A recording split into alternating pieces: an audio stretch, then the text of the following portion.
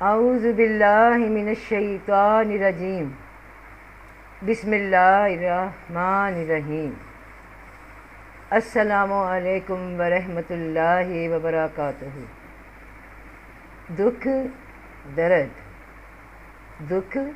اور درد دو کیفیات دونوں ہی محسوس ہوتی ہیں۔ ایک کیفیت جسم کو محسوس ہوتی ہے، دوسری کیفیت دل کو محسوس ہوتی ہے۔ جسم میں درد سے پیدا ہونے والی کیفیت دل میں غم کی کیفیت پیدا کر دیتی ہے، ایک جسم کو متاثر کرتی ہے تو دوجا روح کو۔ جب ہم سنتے ہیں، کہتے ہیں کہ توجہ دنیا سے ہٹا کر خدا کی طرف کرو، تو کتنا مشکل لگتا ہے، ناممکن لگتا ہے کہ ترک دنیا کیسے ہو سکتی ہے۔ ہم تو لوگوں میں گھرے ہوئے ہیں، کبھی دھیان ادھر جاتا ہے، کبھی دھیان ادھر جاتا ہے، کبھی کسی کی آواز کان میں پڑتی ہے تو کبھی کسی شغل میں دل لگتا ہے۔ توجہ تو ساری کی ساری دنیا کی طرف ہے۔ کبھی کوئی محبوب دل کی توجہ لیتا ہے، کبھی روزگار کی طرف ذہن جاتا ہے۔ توجہ تو دنیا کے آئے دن کے کاموں پہ رہتی ہے۔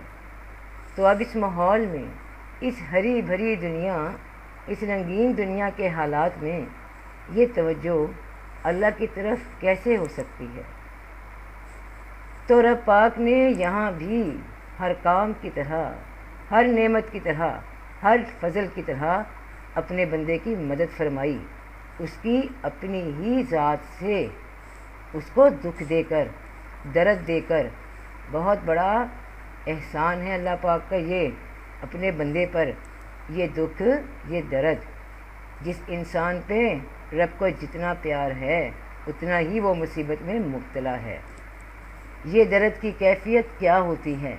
مثال کے طور پہ اتنا بڑا انسان، کوئی مرد یا عورت، طاقتور جوان، کھاتا پیتا، ہنستا کھیلتا، جوانی کے دن روز دوستوں سے گپ شپ، آج کے زمانے کے حساب سے گرل فرینڈز، بوائے فرینڈز، آج کے زمانے کے حساب سے سوشل نیٹ ورکس، باہر گھومنے پھرنے کو، سیر کی تفریح کے لیے لاکھوں مقامات، سیر سپاٹوں کے علاوہ میڈیا، سینما، موویز، سانگز، ڈرامے، توجہ ساری کی ساری تو یہ لے رہی ہیں۔ اب یہاں بہت سے جوانوں کو خیال بھی آیا تھوڑا دین کی طرف توجہ بھی، تھوڑا سوچ دین کی طرف بھی ہو، مگر عمل کیسے ہو؟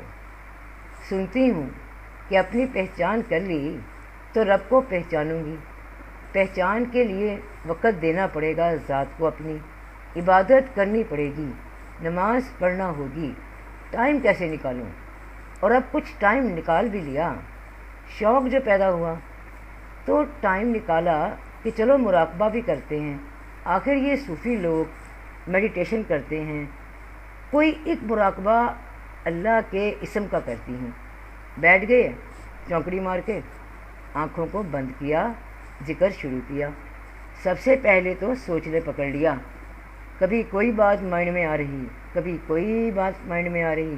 کل شام میں جو کھانا کھایا تھا دوستوں کے ساتھ، اس کا خیال آ گیا۔ پھر خیال آیا اپنی گرل فرینڈ کا، وہ پری، شگفتہ، نیلم، یا بوائے فرینڈ، یاسر، سنی، بلال وغیرہ وغیرہ۔ یا کسی کام کی سوچ آ گئی، کسی کی کہی ہوئی کوئی بات یاد آ گئی۔ یہ دماغ ہے نا، یہ انسان سے کھیلتا ہے۔ بہت کوشش کر رہے ہیں کہ دماغ جم جائے ایک سوچ پہ، تھوڑا سا اشارہ ہونے کو تھا۔ اندر کی آوازیں ابھی بند نہیں ہوئی تھیں ان سوچوں کی کہ باہر کی آوازوں نے متوجہ کرنا شروع کر دیا۔ کسی نے آواز دے دی، اٹھ گئے مراقبے سے، اٹھ گئے عبادت سے، اور سوچا کہ یہ کیسے ممکن ہے کہ توجہ ایک طرف ہو جائے۔ یہاں تو قدم قدم پر توجہ ہٹانے کے سامان موجود ہیں۔ کیسے پہچان کروں گی اپنی، کیسے پہچان کروں گی رب کی؟ نیت تو ہے مگر حالات ساتھ نہیں دے رہے۔ اب ایسی سچویشن میں ہوتا کیا ہے؟ جب کسی بندے کے دل میں اللہ کا قرب اپنی پہچان کی نیت بن جائے تو اللہ کے قرب کی طرف توجہ دو راستوں سے ہے، ایک شوق کا، دوجا دکھ کا۔ شوق کی راہ بہت نصیب والوں کی ہے، شوق والے بہت کم ہوتے ہیں۔ اب رہ گئی راہ دکھ کی، درد کی۔ سوغات ہے رب کی طرف سے جو انسان کو اس کے سب سے بڑی رکاوٹ یعنی توجہ کو ایک جگہ کرنے میں مدد دیتی ہے، دنیا کو اشارہ دیتی ہے۔ تو مثال تھی کہ ایک عورت یا مرد، طاقتور، ہمت والا، جوش والا، بہادر، ایکٹیو پرسن، ہلا گلا کرنے والا، دنیا میں فلی مگن۔ اب ہوا کیا؟ اچانک اس جوان انسان کو ایک درد اٹھا، داڑھ میں، یعنی دانت کا درد۔ وہ قد کاٹ والا آدمی اپنے جسم میں موجود اس درد کی شدت کو جب برداشت نہیں کر پایا، یا کوئی عورت اس درد کو برداشت نہیں کر پا رہی، داڑھ میں، مسوڑے میں پین ہو رہی ہے، پس پڑ گئی ہے۔ ذرا دھیان دینا، غور کرنا اب اس بات پہ۔ جوان مرد یا حسین عورت، ایکٹیو پرسنز، اس ایک درد کے ہاتھوں کچھ دن کے لیے یا کچھ دیر کے لیے ایک جگہ درد کو لے کر بیٹھ گئے، اپنے روم میں، کسی کلینک میں، کہیں بھی داڑھ کا درد چل رہا ہے، مسوڑے شدید درد میں ہیں۔ اس درد کی وجہ سے دل غم میں ہے، پریشان ہے، کچھ اچھا نہیں لگ رہا، کچھ نظر نہیں آ رہا، ہر آواز بری لگ رہی ہے۔ ماں باپ بلا رہے ہیں، بیٹا بیٹی کھانا کھا لو، وحشت ہو رہی ہے اس بات سے بھی۔ بہن بھائی بلا رہے ہیں، جواب دینے کو دل نہیں کر رہا۔ اپنی گرل فرینڈ یا بوائے فرینڈ کا میسیج آ گیا جو دن بھر انتظار کیا جاتا ہے، ویڈیو کال پہ بات کرنے کو کہا جا رہا ہے، دل نہیں کر رہا کہ اب شکل بھی دیکھیں یا بات بھی کریں، اتنی شدت سے درد ہے۔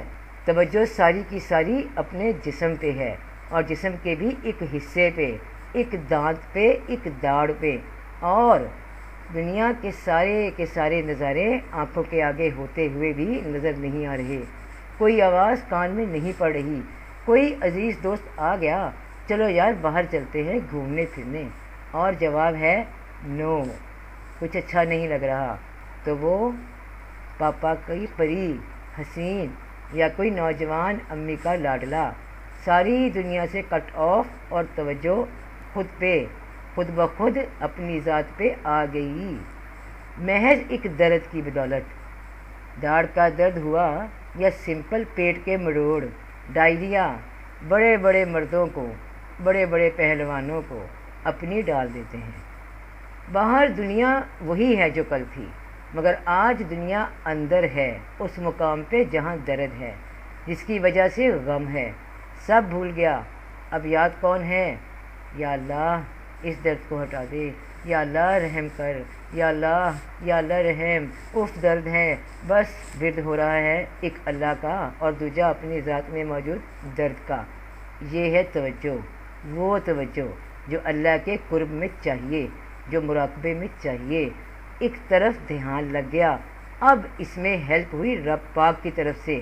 رب پاک نے اپنے بندے کو راہ دکھائی کہ جب تیرا کوئی نہیں، جب تجھ سے کچھ نہیں بن پا رہا تو میں ہی ہوں، اور اپنی ذات پہ نظر رکھ، ٹھیک اس طرح جیسے آج رکھی ہوئی ہے۔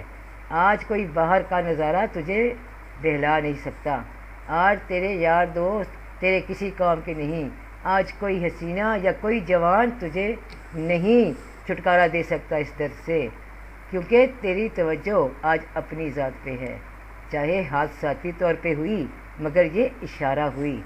کچھ دن کی درد صرف ایک تکلیف کا مشاہدہ نہیں ہوتا، بلکہ اس میں یہ راز ہوتا ہے اپنی ذات کی پہچان کی توجہ کا۔ تو جو شوق سے بڑھتا گیا وہ اللہ کے قرب میں بڑھتا گیا، اور پھر درد ہوئی، تکلیف ملی، جسم کی زکوٰۃ ادا ہوئی، گناہ جھڑے یا درجے بلند ہوئے، کیونکہ رب پاک اپنے بندے کے دل کی بیماریوں کا طبیب بھی ہے اور اس کے دل کا حبیب بھی ہے۔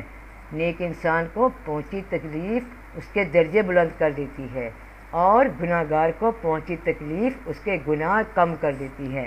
اللہ پاک تو دونوں طرح سے اپنے بندے سے محبت کرتا ہے۔